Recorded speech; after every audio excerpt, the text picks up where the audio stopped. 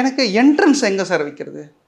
அதாவது main gate எங்கே வைத்து கொள்ளலாம் அப்படின்னு கேட்டீங்க அப்படின்னா, மெயின் கேட் இப்போ வடக்கு பார்த்த வீட்டுக்கு மெயின் கேட் எங்கே வைத்து கொள்ளலாம்? அதே தான் நம்ம வீட்டுக்கு என்ன செய்கிறோமோ அதே தான் நம்ம காம்பவுண்டில் நம்ம பொருத்தி பார்க்கணும். சார் பொதுவாக வாஸ்துன்னு நம்ம எடுத்துக்கிட்டோம் அப்படின்னாலே ஒரு வீடை எப்படி பார்க்குறோம்? சதுரம் செவ்வகமாக பார்க்குறோம். அந்த சதுரம் செவ்வகமாக தான் நம்முடைய காம்பவுண்டும் இருக்கணும் சார், சதுரம் செவ்வகமாக.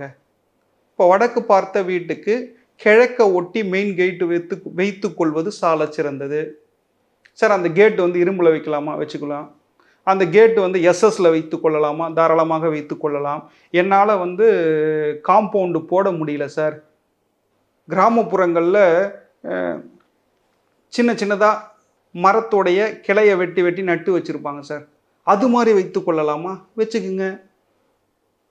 நம்முடைய வீட்டுக்கு 4 பக்கமும் காம்பவுண்ட் வருவது நம்மை மற்ற வீட்டிலிருந்து வரக்கூடிய கெடுதல்களை தடுப்பதற்காகத்தானே தவிர வேறொன்றும் இல்லை.